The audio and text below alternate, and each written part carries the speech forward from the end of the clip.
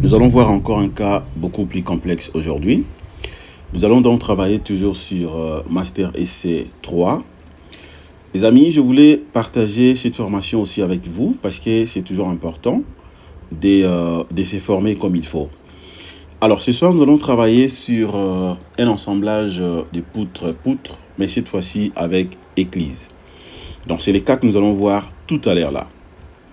L'assemblage de poutres, mais avec éclise.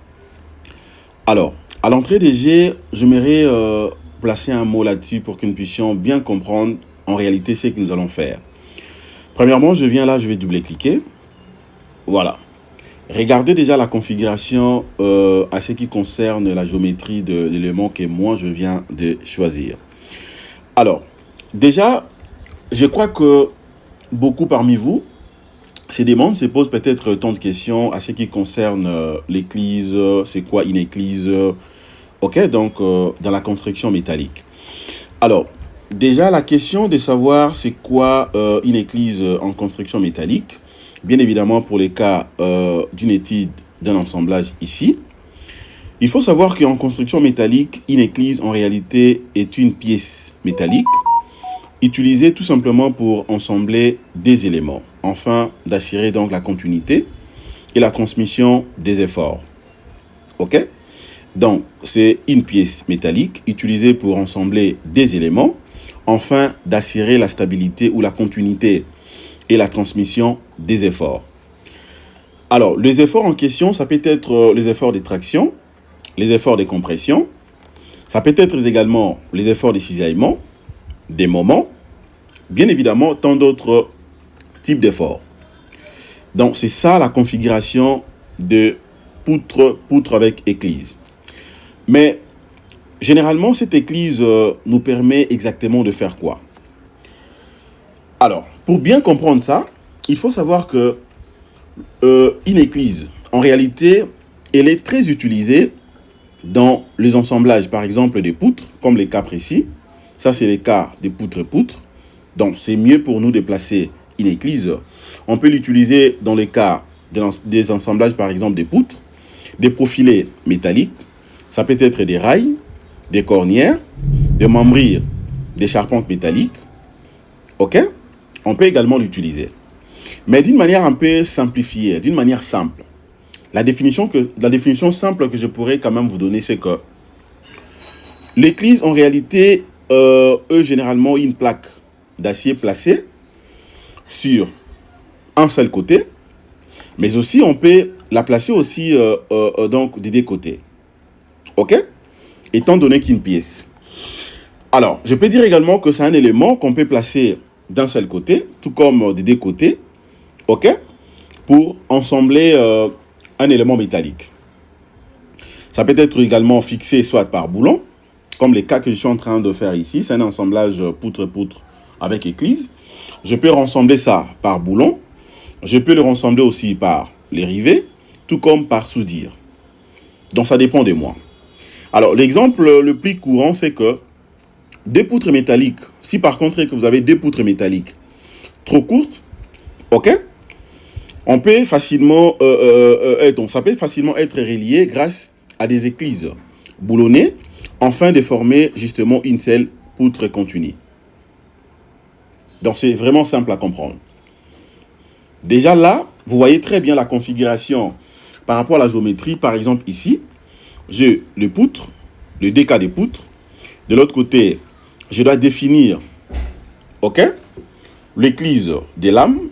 Et ici, je dois définir également les dimensions d'éclise de l'aile. Voilà. En termes maintenant d'étude d'un assemblage par éclise, lorsqu'on étudie par exemple un assemblage avec éclise, on doit nécessairement vérifier ce qui suit. Principalement, on vérifie les efforts à transmettre. Ça peut être bien évidemment les efforts normaux, donc effort normal dans les N. On peut vérifier aussi l'effort tranchant, le V, ok, parce que n'oubliez pas que là, ici, nous sommes dans le cas d'une construction métallique. Donc, les cas d'une construction métallique, nous travaillons avec la norme Eurocode 3, ok. L'effort tranchant, le V. Je peux également vérifier les moments fléchissants dans le M. Et à part ça également, la résistance des boulons ou soudure, on peut également vérifier quelques éléments. Par exemple, les cisaillements des boulons, ok, la traction éventuelle, et voire même l'écrasement aussi des tôles.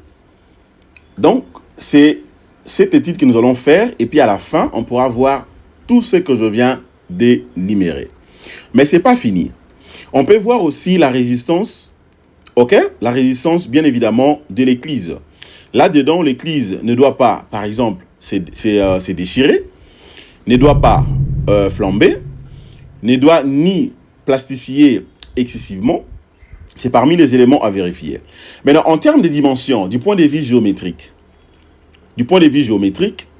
il faut savoir que l'épaisseur de l'éclise doit être définie. On doit définir également l'anthrax des boulons, la distance au bord, le nombre des boulons aussi doit être défini.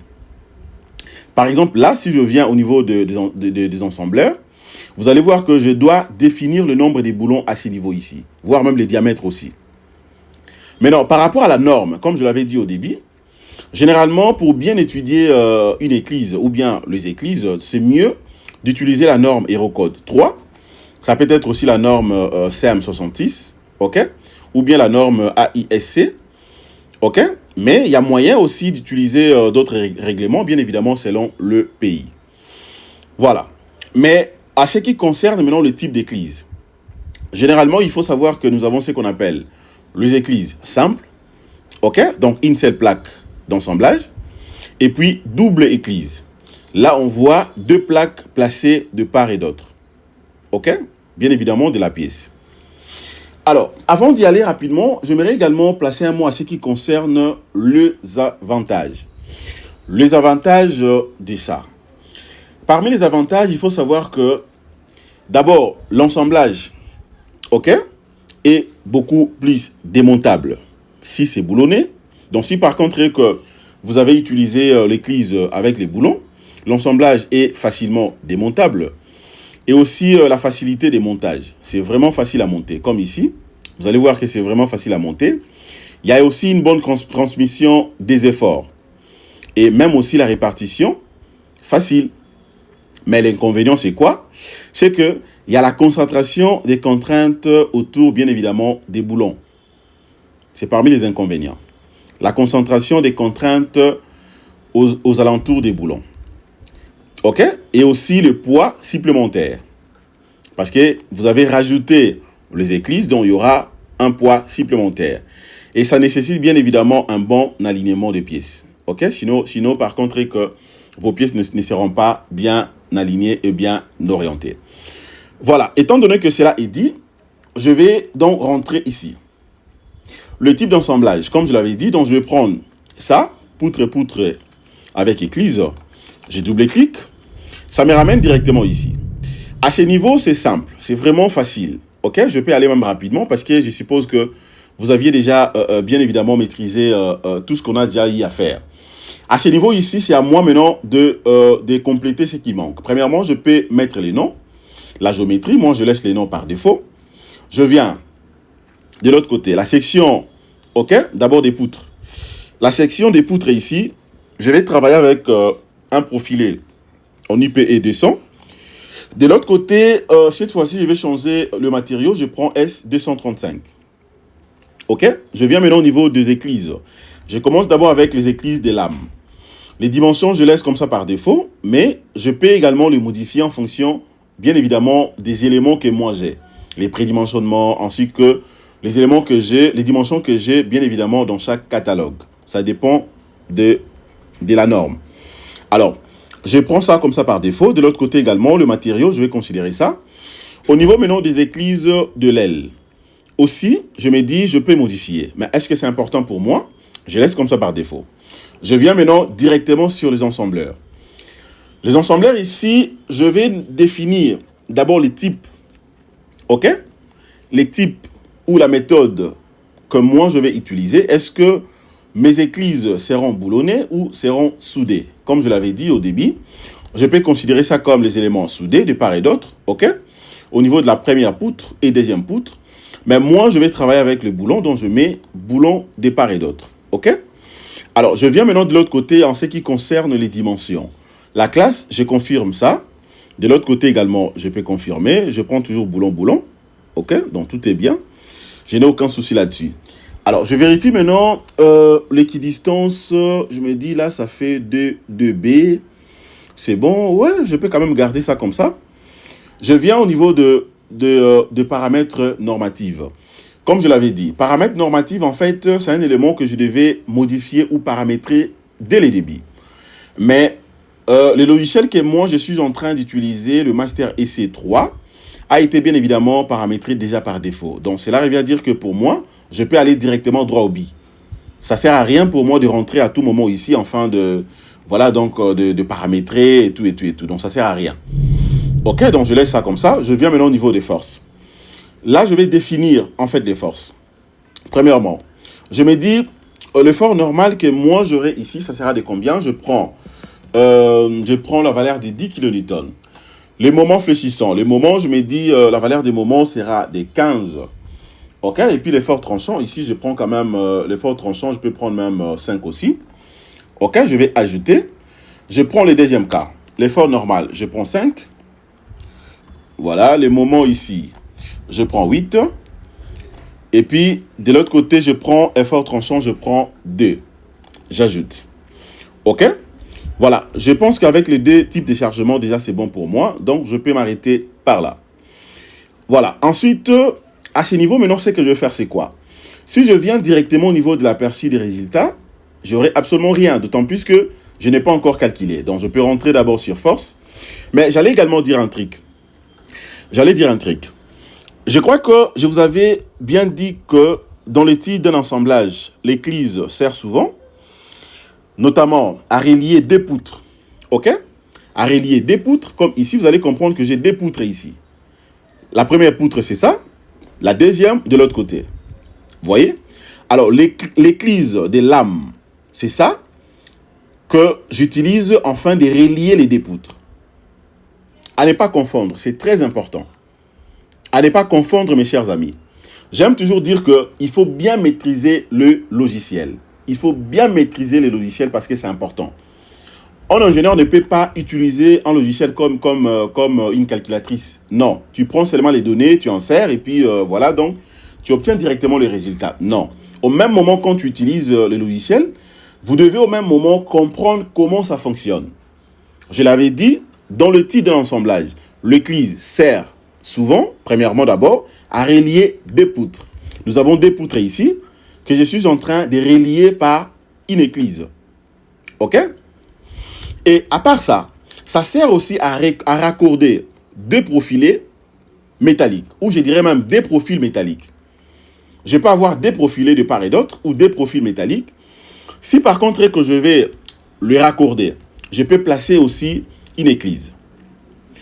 Au même moment, ça sert aussi à quoi? Ça sert à transmettre aussi les efforts. Comme je l'avais dit, les efforts de traction, les efforts de compression, les efforts de cisaillement, et voire même les moments, OK, au niveau de la structure. Et ça peut servir aussi à renforcer, bien évidemment, une jonction de pièces. À retenir, les amis, c'est important. Je sais pourquoi je reviens là-dessus. Et parmi les types, je vous avais dit qu'on distingue généralement ce qu'on appelle l'éclise d'âme, OK, ou l'éclise des lames, comme exactement celle que vous voyez ici. On peut appeler ça éclise d'âme ou éclise des lames. Placée sur l'âme de la poutre. Les cas précis, c'est ça. Placée sur l'âme de la poutre. OK? Il y a aussi ce qu'on appelle éclise des semelles. Éclise des semelles, généralement utilisée ou placée sur les ailes des semelles du profilé. Mais à part ça, il y a aussi les éclises boulonnées. Là, c'est tout simplement pour faire l'assemblage par boulon. Et à part ça, il y a aussi ce qu'on appelle l'éclise soudée. Comme pour mon cas ici, ça sera boulonné. L'éclise soudée, c'est justement, c'est assemblé par soudure. Voilà. Par soudure. Par exemple, en pratique, si vous voulez, par exemple, vérifier quelques cas, lorsqu'une poutre métallique est fabriqué par exemple en deux parties. On utilise des éclises et des boulons pour créer justement ce qu'on appelle un raccordement solide entre les deux tronçons. Donc c'est très très simple à comprendre et à retenir, mes chers amis. Voilà. Alors, étant donné que cela est dit, là je peux directement venir ici, je viens lancer les calculs. Je lance les calculs et ensuite je patiente, je vais voir d'abord ce que je vais obtenir. Voilà, je patiente. OK. Je vais maintenant au niveau de l'aperçu de résultat. Je clique. Voilà, je crois que ça passe. Il n'y a aucun souci là-dessus.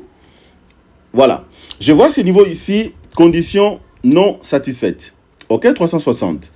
Donc, sur ce, je vais déjà rentrer ici. Je vais rentrer d'abord au niveau de la géométrie. Ce que je fais, c'est quoi? Je vais d'abord augmenter, en fait, la section de mes profilés. Là, je prends un profilé IP 300. OK. De l'autre côté, je vais voir d'abord, est-ce qu'il y a également un truc à modifier. Voilà. Ici, je peux rajouter quelques boulons ici si je veux. Au lieu d'avoir des rangées. Voilà, je mets 3 rangées. Là également, je mets 3 rangées. Voilà. Je mets 3, 3. Question de renforcer ça. Et puis, je viens là. Je relance les calculs. Voilà. Je relance les calculs. Je peux également revoir, bien évidemment, l'aperçu de résultats. Voilà. L'aperçu des résultats, ici, je vois quand même ça diminuer. Mais les deux conditions ne sont pas toujours satisfaites. Mais de l'autre côté, ça passe. Donc, je suis censé corriger ça. Je rentre également ici. Je rentre au niveau de la géométrie. Je vais vérifier ce qui ne va pas. Je viens d'abord là. Je vais augmenter d'abord les matériaux. Je prends cette fois-ci S355. Voilà. De l'autre côté aussi, je vais augmenter les dimensions. Je prends 250. Voilà. Je veux que ça soit un peu grand. 250. Et puis là, je peux laisser 300. Oui, il n'y a pas de souci là-dessus. OK. Ensuite, je viens au niveau des ensembleurs. Ensembleur ici, je l'avais déjà corrigé. Je crois que tout est bon là. Voilà.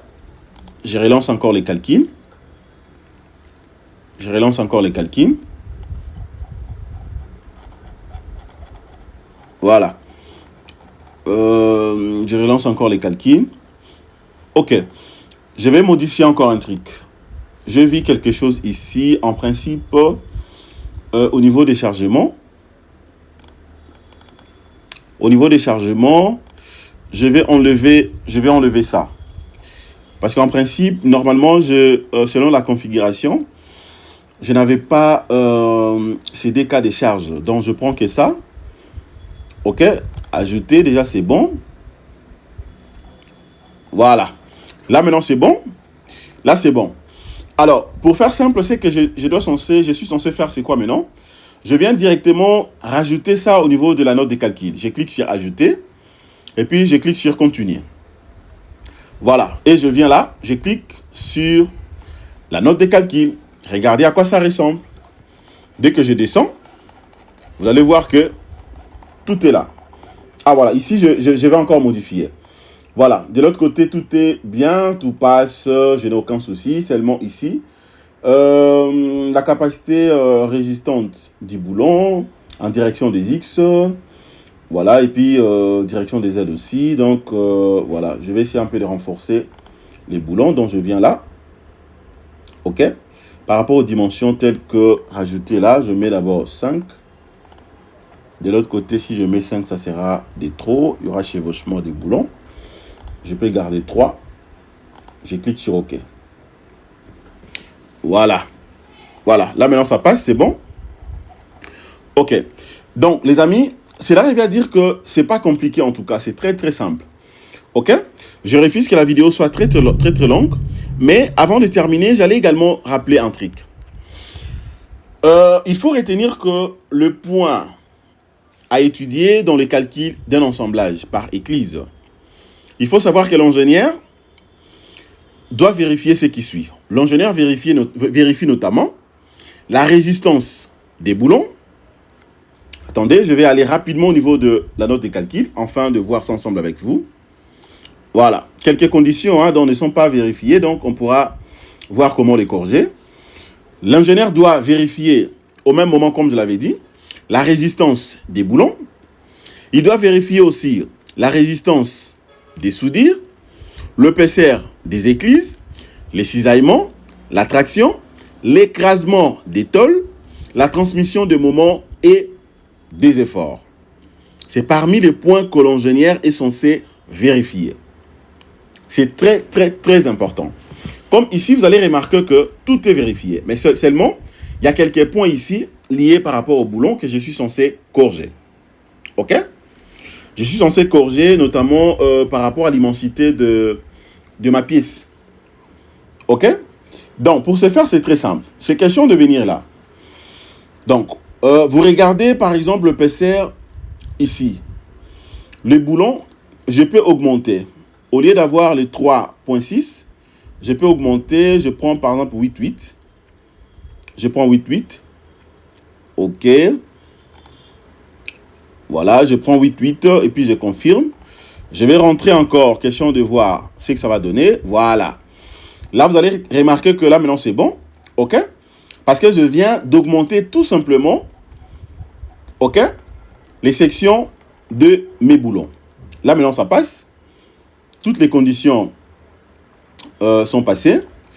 Voilà, je peux aller rapidement sur les tableaux des résumés. Voilà. La vérification finale. Vérification d'assemblage. Vous voyez ici, capacité résistance du boulon, tout est bien, c'est vérifié.